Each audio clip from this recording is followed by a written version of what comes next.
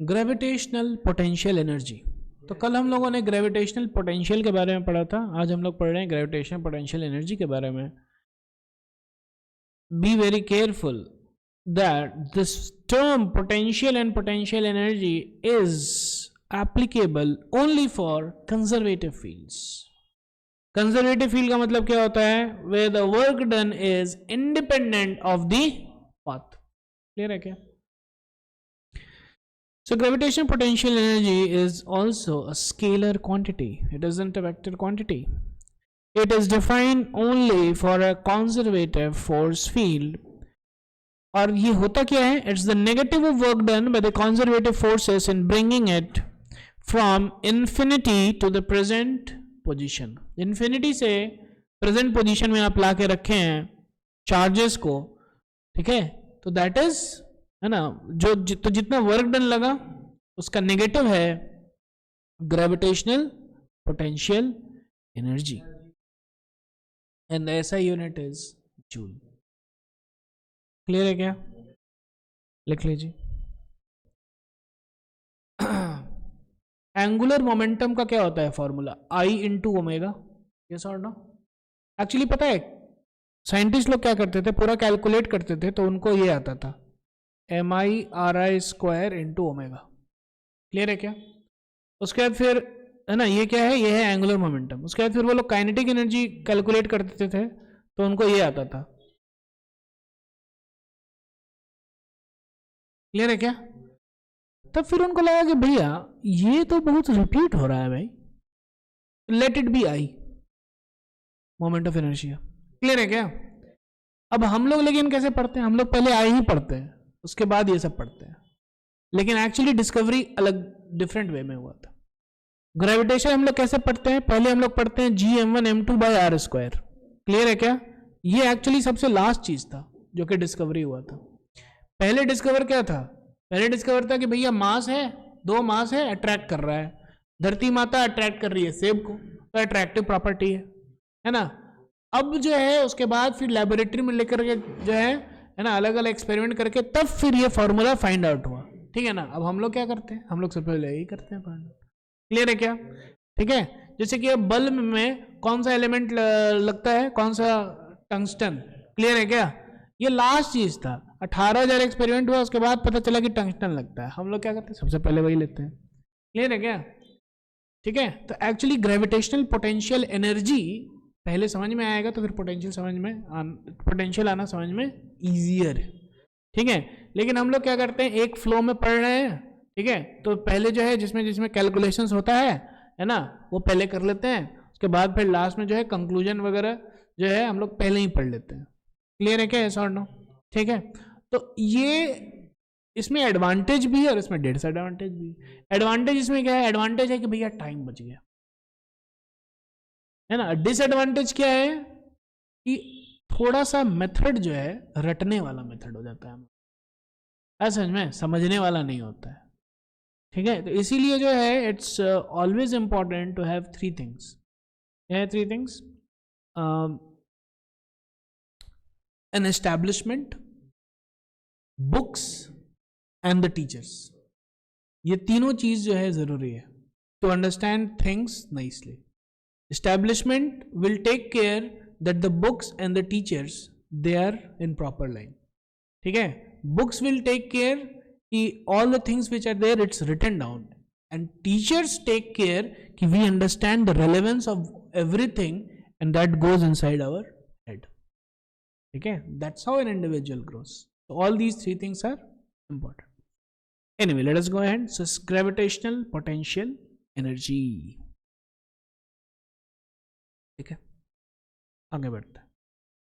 तो उसके पहले हम लोग समझ लेते हैं gravitational potential energy when the gravitational potential is given. ठीक है, सिंपल हो जाएगा ये।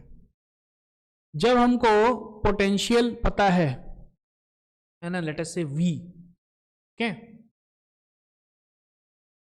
ना, या फिर हम लोग लेट अस से V लिखते हैं, V। ठीक है। सिंपल सा ग्रेविटेशनल एनर्जी हो जाएगा M इंटू V। समझ में? बेसिकली ये है ना, एम नॉट के कारण जो है अलग अलग जगह पे फील्ड्स हैं। एम नॉट के कारण जो है अलग अलग जगह पे अलग अलग फील्ड्स है। क्लियर है क्या? यस और नो? ठीक है। अच्छा, इवन ये तो हम लोग सिंपल देख रहे हैं, केवल एक है। यस और नो? हो सकता है कि बहुत सारे हो। एम नॉट है, M1 है, M2 है, M3 है, M4 है। अब इसके कारण जो है potential is not going to be easy, the function is not going to be easy. ठीक है ना? है ना? अब अगर हमको पता करना है कि भैया यहां पे अगर हम m कुछ लाए तो इसका एनर्जी क्या होगा, कितना एनर्जी हमको लगेगा m को यहां पे लाने में। क्लियर है क्या? ठीक है, तो हम लोग क्या करते हैं, शॉर्टकट करते हैं। यहां पे सबके कारण पोटेंशियल निकाल लो। पोटेंशियल निकल गया, सीधा m इंटू पी कर दो, काम खत्म। क्लियर है क्या? यस और नो? तो gravitational potential energy when gravitational potential is given will be simply m into P. Yes और नो? आया समझ में? यस और नो? आया समझ में? ठीक है। अब ये जो पोटेंशियल है it may be due to hundreds and thousands of masses, no issue. लेकिन हम लोग सीधा m इंटू पी करेंगे तो हम लोग को क्या मिल जाएगा, ग्रेविटेशनल पोटेंशियल एनर्जी। क्लियर है क्या? यस और नो? कोई दिक्कत, कोई टेंशन? लिख लीजिए। Let's go ahead. Gravitational potential energy of two particles. ठीक है, अब हम लोग आते हैं इस डेफिनेशन पे। Negative of work done by the conservative forces and bringing it from infinity to the present position. ठीक है, ध्यान से देखिए, ये है m1। ठीक है, यस और नो? m1 के कारण फील्ड क्या है, gm1 divided by r square. Yes और नो? कोई दिक्कत, कोई टेंशन नहीं है। और ये फील्ड जो है this is directed inwards. Yes और नो? कोई दिक्कत, कोई टेंशन? ठीक है, अब हम क्या किए, हमने एक मास को लिया विच इज m2। इस मास को लिया, m2 पे है, और m2 जो है r दूरी पे है। कितने दूरी पे है? r दूरी पे। क्लियर है क्या? यस और नो? और ये r दूरी पे है,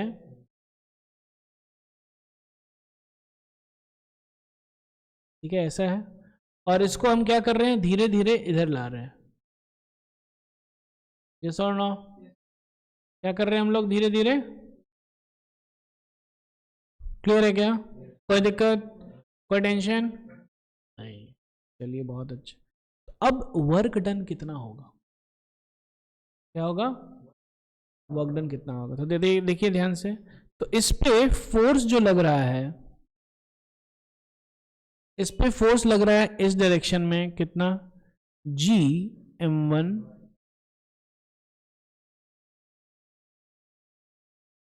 और इसको हम लोग थोड़ा सा डिस्प्लेस किए इधर,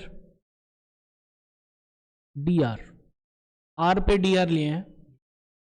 क्लियर है क्या? तो कितना इस पे, कितना वर्क डन हुआ, gm1 m2 by r square into dr। Yes और नो? ठीक है ना? अच्छा, r इस डायरेक्शन में है तो dr इस डायरेक्शन में होगा। क्लियर है क्या? तो ये निगेटिव dr है।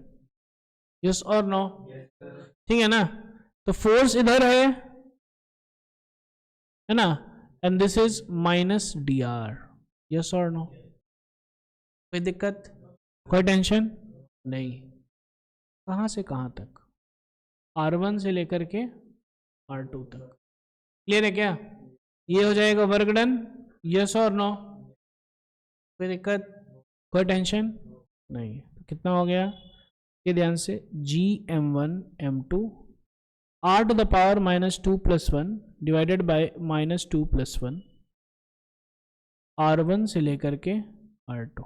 कोई दिक्कत, कोई टेंशन नहीं, minus G M one M two by 1 divided by R two minus 1 divided by R one. कोई दिक्कत?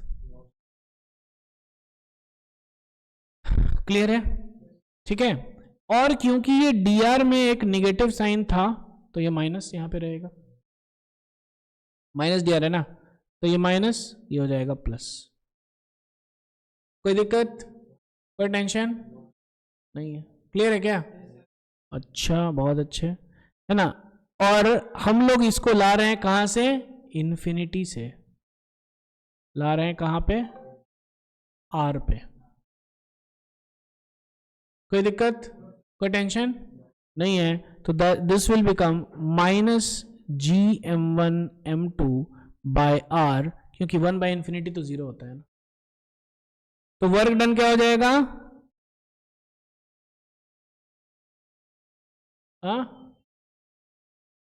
एक मिनट, ये R1 हो गया मेरा इन्फिनिटी, R2 हो गया R, यस और नो? तो R1 इज इन्फिनिटी, R2 ये plus G M one M two by R. Clear है क्या? यस और नो? हाँ, R2 इज R। क्लियर है क्या? अब आ जाइए निगेटिव ऑफ वर्क डन। देखिए, negative of work done by the conservative forces. तो वर्क डन ये हुआ, तो निगेटिव ऑफ वर्क डन क्या हो जाएगा, है ना। तो gravitational potential energy is defined as the negative of work done which is equal to minus G M one M two by R. Yes और नो? कोई दिक्कत? कोई टेंशन? लिख लीजिए। ठीक है, तो वर्क डन हो गया माइनस, ठीक है, तो gravitation potential is minus G M one M two by R. ठीक है ना। तो नट शेल में हम लोग ये समझेंगे कि जब दो मासेस हैं, क्या है, जब दो मासेस हैं m1 और m2, ठीक है, तो इसका एनर्जी क्या है, ग्रेविटेशनल पोटेंशियल एनर्जी इन दोनों के बीच में हो जाएगा minus G M one M two by R. Clear है? यस और नो? ये हो गया आपका एग्जैक्ट फॉर्मूला। कोई दिक्कत? कोई टेंशन? ठीक है। अब अगर हम लोग ग्रेविटेशनल पोटेंशियल के बारे में बात करें, देखिए क्या है। अब देखिए इधर, देखिए इधर, देखिए, it is the negative of work done by the gravitational force in moving a unit test mass from infinity to that point. अब देखो ये भी समझ में आ जाएगा। ठीक है, ये m1 लिए हम, ठीक है, और ये हम लिए m, और m क्या है, 1 kg यूनिट है ना। क्लियर है क्या? तो इसमें कितना लगेगा, कितना एनर्जी होगा, minus G M one M two 1 है बाय आर। ध्यान से देखिए, यही था क्या पोटेंशियल ड्यू टू आगे समझ में। तो जो तीसरा पॉइंट दोनों का समझ में आ गया अब आपको। क्लियर है क्या? इनफैक्ट पहले इसी से ये आता है, लेकिन हम लोग जो है जनरली उल्टा पहले समझ लेते हैं। क्लियर है क्या? यस और नो? ठीक है, कोई दिक्कत, कोई टेंशन?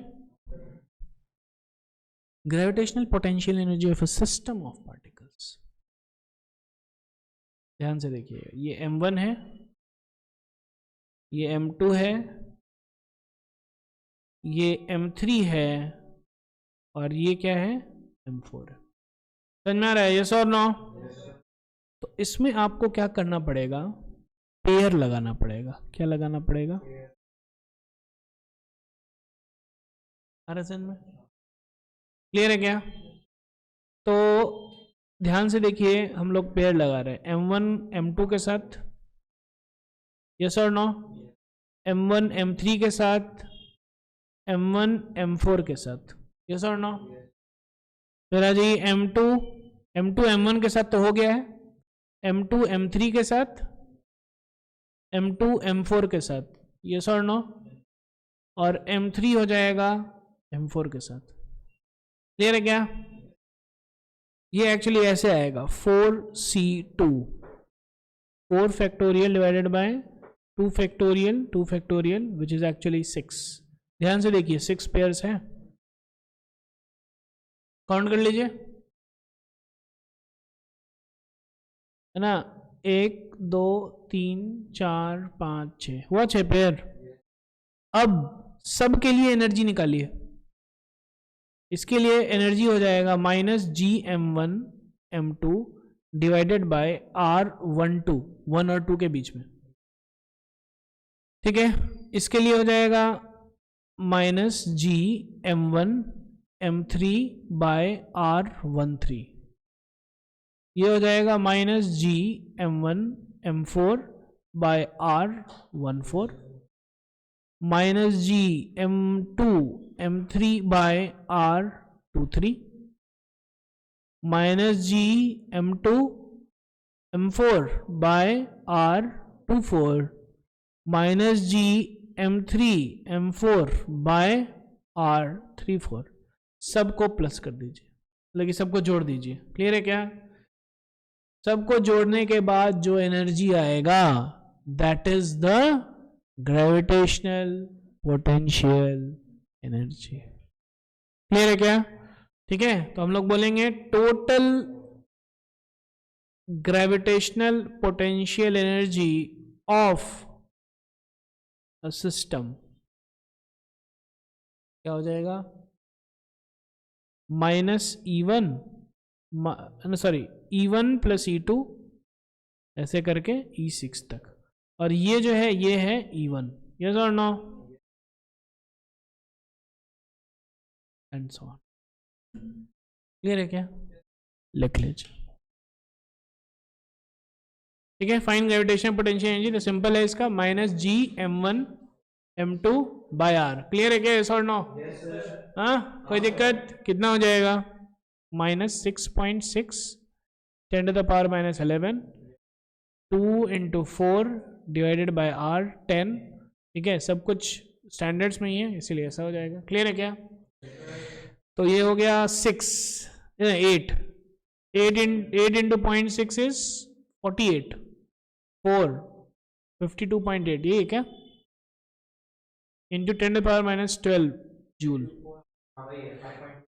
तो -5.28 इंटू 10⁻⁻11 जूल, यस और नो? ये हो जाएगा ग्रेविटेशनल पोटेंशियल एनर्जी। कोई दिक्कत, कोई टेंशन? लिख लीजिए, देखिए इसमें ध्यान से क्या हो जाएगा। ग्रेविटेशनल पोटेंशियल एनर्जी इसमें हो जाएगा 3 × -G 6.6 into 10⁻⁻11 into 2 × 2⁴ into 2 × 10⁴ divided by 10। Clear है क्या? यस और नो? क्या हो जाएगा? This is -19.8 into 4 into 10⁻³ by 10 joule. Clear है क्या? यस और no?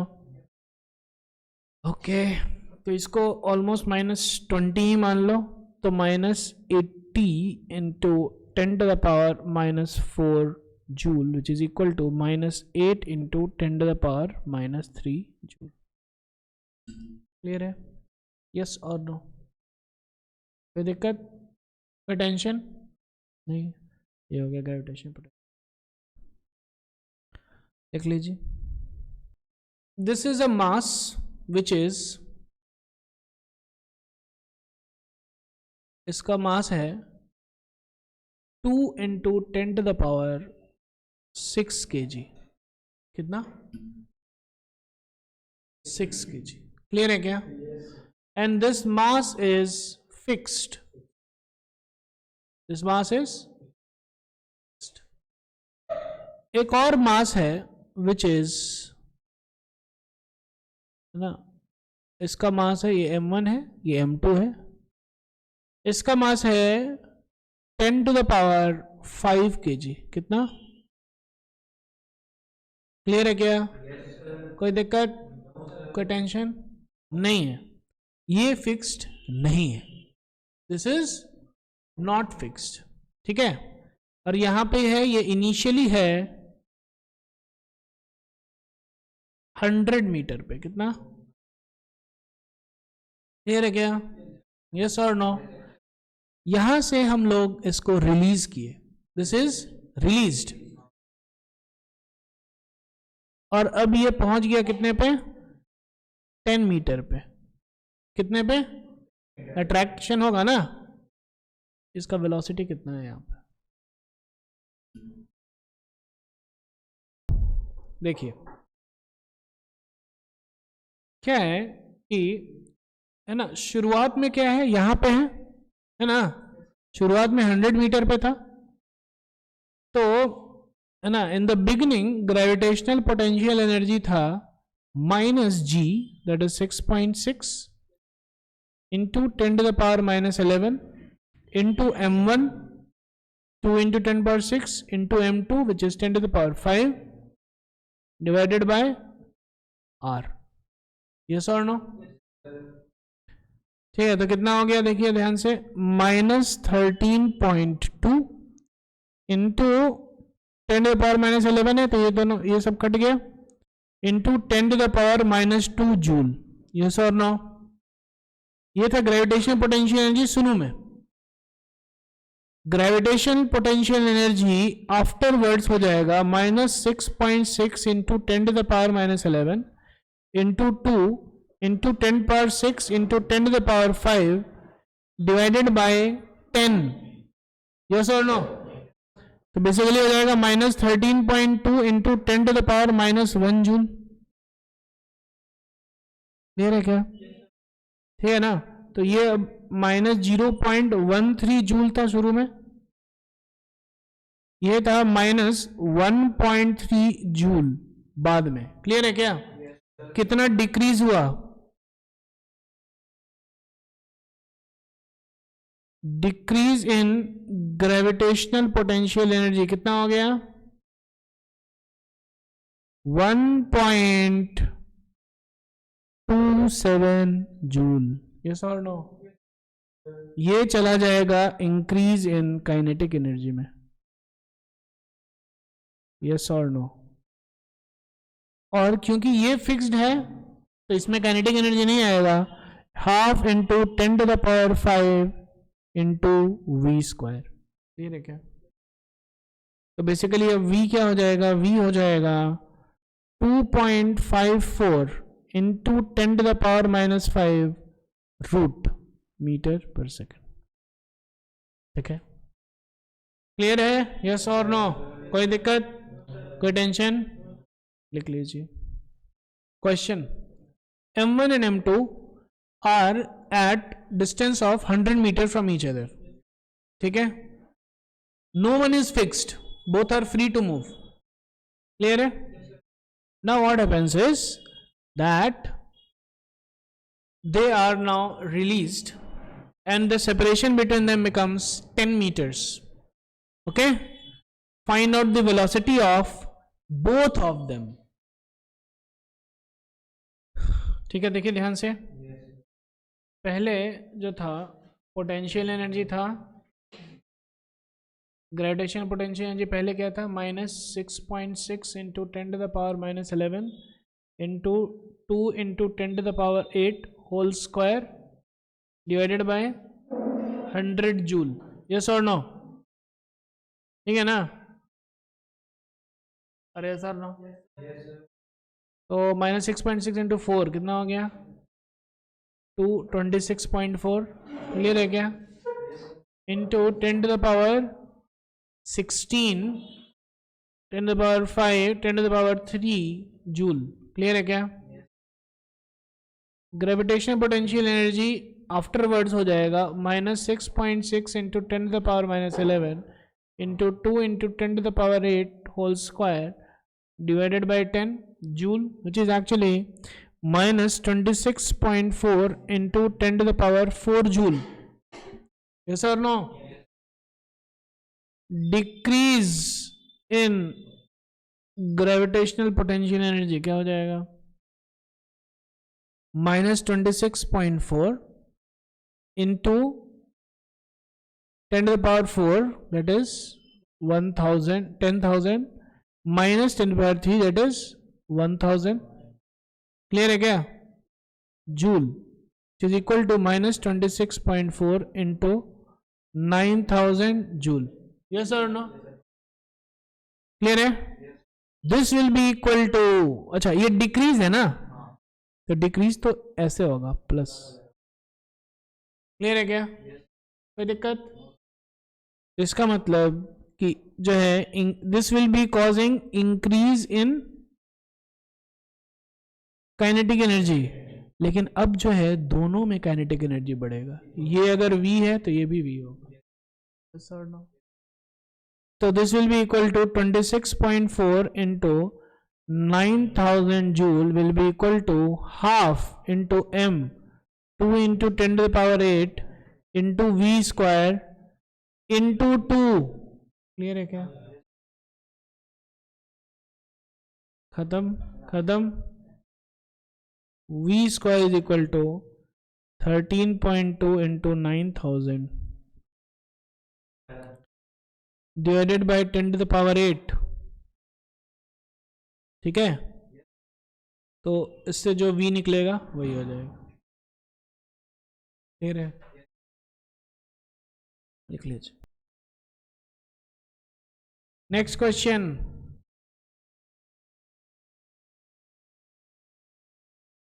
To into 10 to the power 8 kg।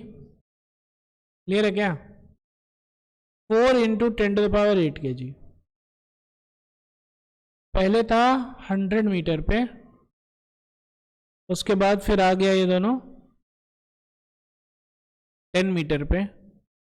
Find out the velocity of each one of them. ध्यान से समझिए, ध्यान से देखिए, ध्यान से देखिए क्या होगा कि ये है m1, ये है m2। यस और नो? ठीक है, और इन दोनों का वेलोसिटी इस प्रकार से रहेगा कि centre of mass is not going to change. Clear है क्या? यस और नो? ठीक है, सेंटर ऑफ मास जो है भैया चेंज नहीं होने वाला है। तो सेंटर ऑफ मास जो है ना, अगर हम लोग चाहें तो कर भी कर सकते हैं कैलकुलेट। ये है m और ये है 2m। यस और नो? सेंटर ऑफ मास जो है हो जाएगा यहां पे समथिंग नहीं, m into 0 plus 2m into 100 divided by 3m। ठीक है ना? क्या हो जाएगा? 200/3। यहां पे हो गया सेंटर ऑफ मास। ठीक है ना? कोई दिक्कत?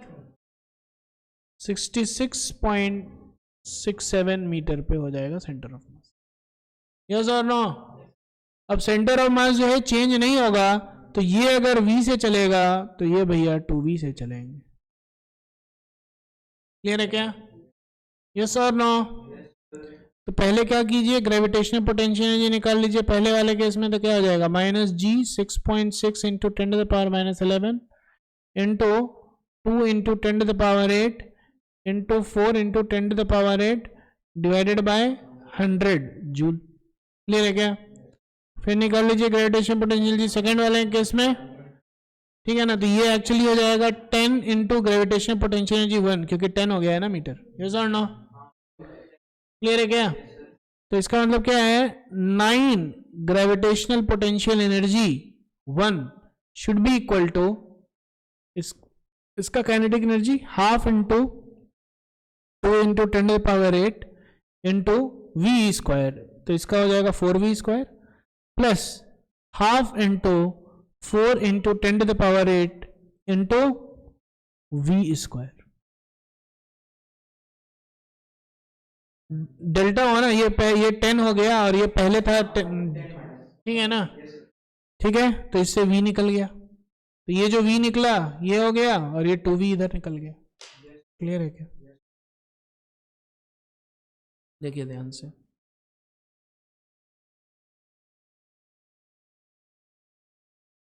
है ना? इसको मान लीजिए इधर है V1 और ये हो गया V2, ये है M1 और ये हो गया M2। क्लियर है क्या? इनिशियल मोमेंटम 0 है, तो तो फाइनल मोमेंटम भी 0 होगा। क्यों? क्योंकि एक्सटर्नल फोर्स नहीं है। तो क्या हो जाएगा, m1v1 should be equal to m2v2। Yes और नो? m1 है 2 इंटू 10⁸, ये हो गया v1 should be equal to m2 4 into 10⁸ into v2। Cut गया, ये 2 हो गया, v1 कितना हो गया 2v2। तो अगर ये v है तो ये 2v होगा। आगे समझ में? बाइंडिंग एनर्जी, ठीक है। तो ग्रेविटेशन पोटेंशियल खत्म हो गया। Modulus of the total mechanical energy of the system, ठीक है। तो एक्चुअली क्या होता है, total mechanical energy of a close system is negative. Close system का मतलब क्या होता है? बाउंड सिस्टम, बाउंड सिस्टम, ठीक है। एक केमिस्ट्री और फिजिक्स को मिक्स मत कीजिए, ठीक है ना। बाउंड सिस्टम है मतलब क्या है कि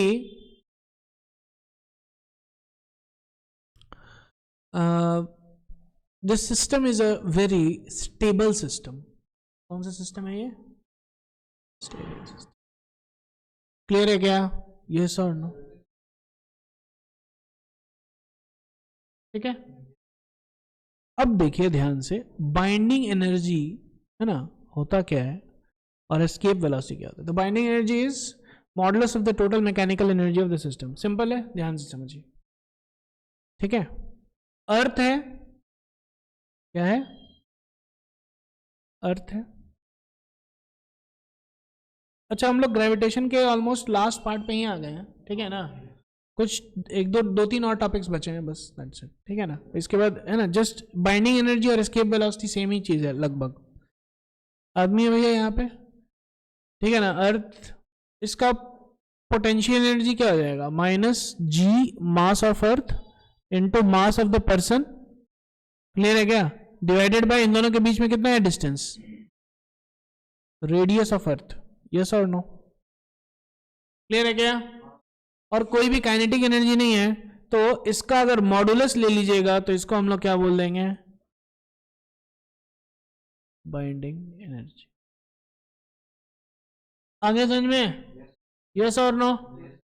ठीक है।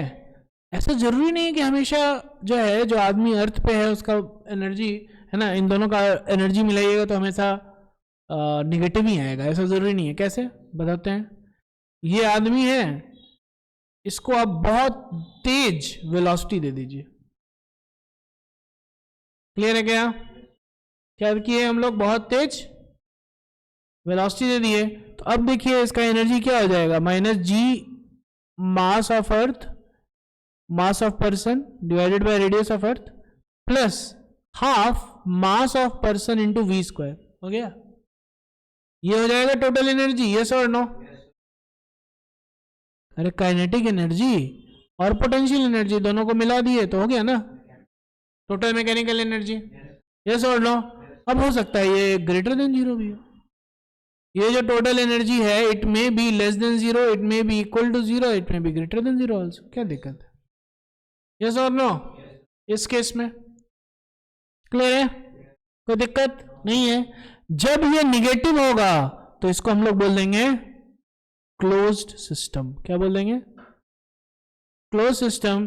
और उसके लिए हम लोग जो है बाइंडिंग एनर्जी का टर्म हम लोग निकाल लिए।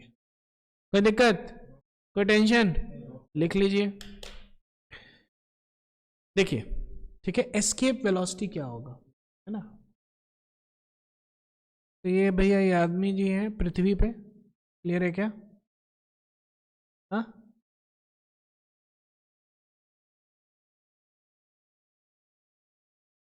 इसका पोटेंशियल एनर्जी हो गया -g mass of earth divided by radius of earth. Clear है क्या? ये हो गया क्या, ग्रेविटेशनल पोटेंशियल एनर्जी। यस और नो? कोई दिक्कत, कोई टेंशन? अब हम इसको इतना एनर्जी दें, ठीक है ना, ये प्लस काइनेटिक एनर्जी, क्लियर है क्या?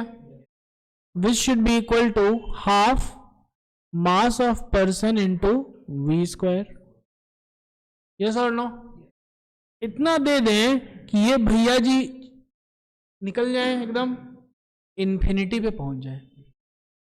यस और नो? तो एट द एंड कुछ ऐसा हो रहा है, ये भैया जी चले गए हैं कहां पे? इन्फिनिटी पे। यस और नो? ठीक है, तो जब ये इन्फिनिटी पे चल गए तो इनका ग्रेविटेशनल पोटेंशियल एनर्जी क्या हो गया? जीरो। और लेटेस्ट से काइनेटिक एनर्जी भी जीरो है, मतलब कि जस्ट पहुंच आए। तो फाइनल एनर्जी देखिए ध्यान से, क्या हो गया? जीरो। तो ये दोनों इक्वल टू जीरो होना चाहिए, तो हो जाएगा हाफ मास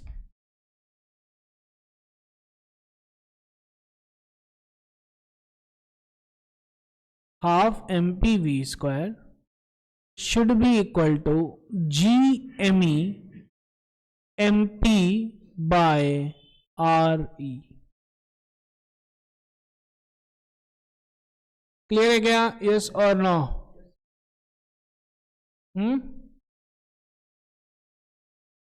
अरे समझ में?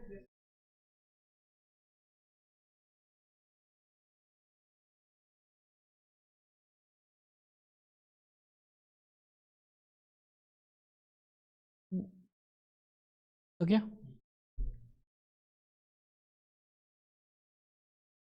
ठीक है? So this will be what? MP MP cut जाएगा, v हो जाएगा 2 into G into M E by R E root. आगे समझ में?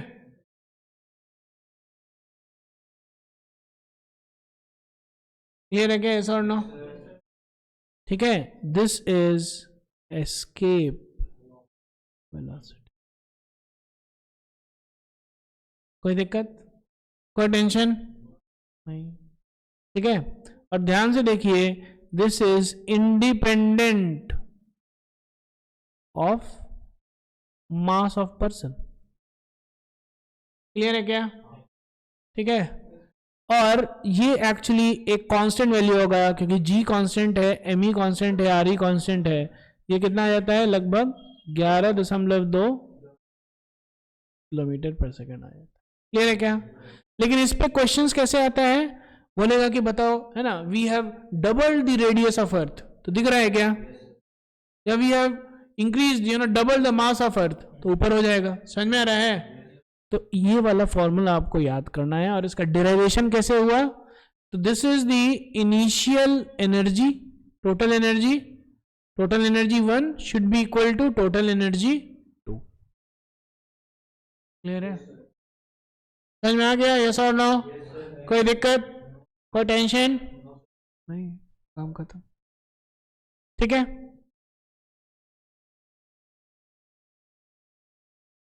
लिख लीजिए। हाँ, तो whether it is like whether it is the whether it is a person or whether it is a satellite, दोनों का एक ही होगा। आगे समझ में? यस और नो?